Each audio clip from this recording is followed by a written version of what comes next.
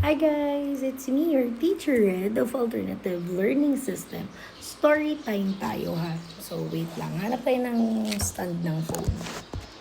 Ayan. So story time. Um, may isang teacher na lumapit sa akin. Sabi niya, bakit ka nag-ALS? Bakit hanggang ngayon nasa ALS ka pa? Bakit ayaw mong bumalik sa regular class na mag-i-English ka na teacher? And then, bakit nagko-content ka about sa ALS? Yun yung tanong niya. Well, kilala ko naman si ma'am na matanong talaga siya at marami siyang chika. Pero syempre, nagulat lang ako like, bakit? Bakit kailangan tanungin? So, gusto ko lang sagutin. Ang sabi ko na lang actually sa kanya is that siguro dito ko dinala ni Lord sa ALS talaga sabi ko. But I really want to try na magturo sa English.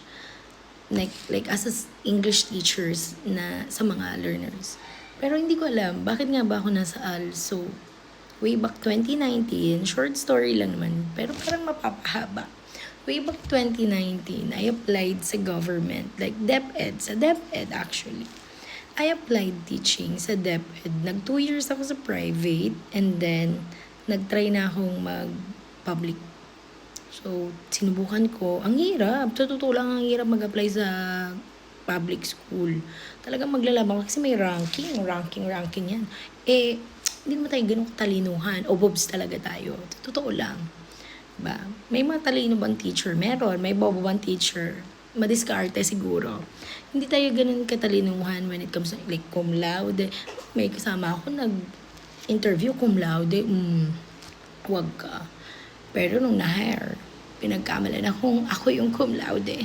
Mukha lang naman. Chariz. So going back, ang una niyang question, bakit ayoko lumipat sa English? Yun nga, 2019, na-hire ako. Pero there are no available item for English. So, sabi sa akin, are you willing to wait? Parang ano na yun July na. So, isang buwan na lumipas yung klase. Are you willing to wait na magka-item? Pero hindi ko sure kung kailan. So, it will take months, years, mga ganun daw. But there is one item na open. Yung ALS. Parang nagulat ako, ALS. Alam ko yung ALS actually. Parang hindi na siya bago. Nagulat lang ako na, meron pala dito noon. Parang ganun. Kasi yung ALS, nakakapag-ALS na kami before sa church. Ang Iglesia ni Cristo ay nagkakandak before ng ALS. Nakikiconnect sila sa ALS para matulungan, syempre, yung mga kapatid na makapag-aral. Yung mga natigil sa pag-aaral. So, going back, yun nga. So, parang, sabi ni Sir Corpin, yung aming chief CID na naging SDS na sa ngayon, ninong ko siya actually sa kasal. Sabi niya, are you willing na mag-ALS? Ang ituturo mo lang ay English subject. Budol-budol to si Sir. Naalala ko pa yun. Sabi ko, nasa isip ko, sabi ko, sir, can you give me a minute? Sabi ko, pag-isipan ko lang. Minute lang talaga kasi tinawagan ko yung fiancé ko, yung asawa ko. Ngayon, sabi ko, meron daw available item, pero ALS. Sabi niya, ikaw, gusto mo na ba? Kaysa maging tambay ka. Sabi ko, sige, sabi kong ganun. Siguro pwede naman lumipat sa English kapag meron ng item. Patulang ko na, sabi kong ganun. Kasi ayoko maging tambay. Pagtapos ko kasi ng private school, mga 4 months na ako nag-a-apply. Sabi ko, tagal na nun, ayoko talaga maging tambay. So, sabi ko, sige sir, okay po ako, sabi kong ganun. Which may idea naman po ako what is ALS and kung ano yung mga klaseng estudyante meron dun. Magiging challenging nga lang, syempre, sabi kong ganun. So, sabi niya, sige, pirmahan mo na to, ganyan. Edi, nag-requirements na ako, inayos ko na yung mga permanent na requirements ko para ipasa ko. July 23, 2019, na-hire na ako. So, nag-start na ako. Grabe. Pero grabe, iba yung challenge pag nag-i-start ka sa ALS as a teacher. Pero yung fulfillment, and then yung nasanay ka na, sanay na ako Alam ko na ang galawan sa ALS. Alam ko na kung paano ko imama ni obra or gagalawin or paano ko ako Ako, ikaw magmamaniobra ng klase mo eh. So, alam ko na yun. Alam ko na mga galawan ng mga bata. So, iba't ibang klase ang estudyante ko. May mga ex-convict akong estudyante, which is true. Talagang, ang classroom ko malapit sa guard. Kasi may chance na magloko yung mga bata. Baka may dalang kung ano, di ba? So, may mga ganun. So, those are the challenges na na-encounter ko. So, for teaching ALS for almost 6 years, ang dami ko na-experience, iba-iba. So, gusto ko lang masabi, challenging siya, yet fulfilling. Yan yung masasabi ko sa ALS. Kaya siguro, tinanong din ako ng head ng English. Sabi niya, nasa English department ka, pero ALS ka. Ayaw mo ba mag-English? Talaga? Sabi niya gano'n. Sabi ko, ma'am, kasi parang, ito na yung calling ko. Sabi ko, parang ito na talaga ako. Dito na ako.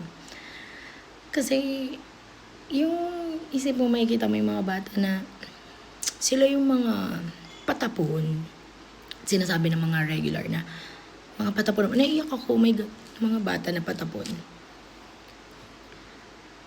Pag napag-graduate mo sila, grabe ang fulfillment mo. Ba't ako naiiyak? Kasi yung first student ko, 15 lang. Sobrang hirap. Ikaw maghanap ng bata mo. Ikaw maghanap ng mga estudyante mo.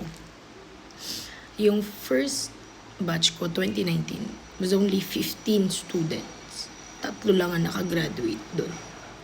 Pero ngayon, graduating na ng senior high yung isa. Na-delay lang siya ng 1 year. Yung isa may trabaho na, hindi na siya nagpatuloy, pero nakahanap siya ng work. At yung isa, naiyak ako. Magde-dentistry na siya. Di ba, alam mo yung nakaka-fulfill lang as a teacher ng ALS. May kita mo, ganun yung learners mo. Yun yung first batch ko. So, yung second batch, third batch, magugulat ka. Senior high na sila. Nasa college na rin sila. Sinasabi nila, ma'am, salamat kasi nakapag-college na ako. Salamat, ma'am, kasi nakapag-ibang bansa na ako. Meron akong estudyante yung nasa Thailand na. Performer na siya. Ngayon, may estudyante ako pupunta ng Canada. Meron akong mga estudyante na nakapunta na ng ibang bansa. Kasi yun yung mga pangarap na work nila talaga.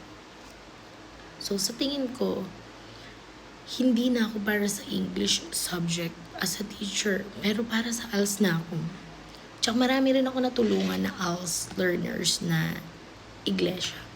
So, yun yung isa siguro sa hangarin ko sa life.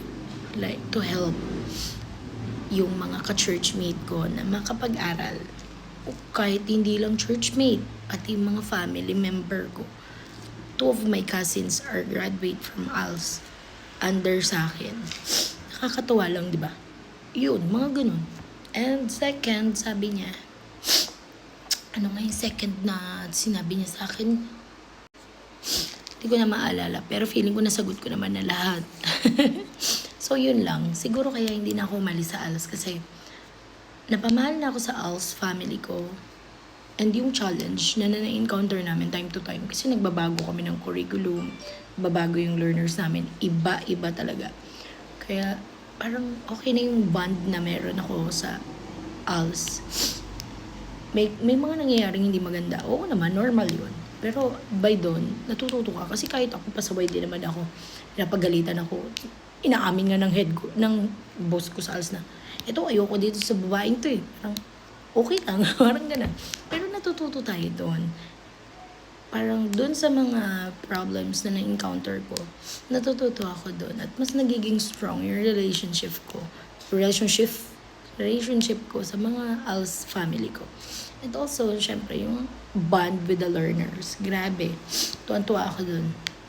Yun lang.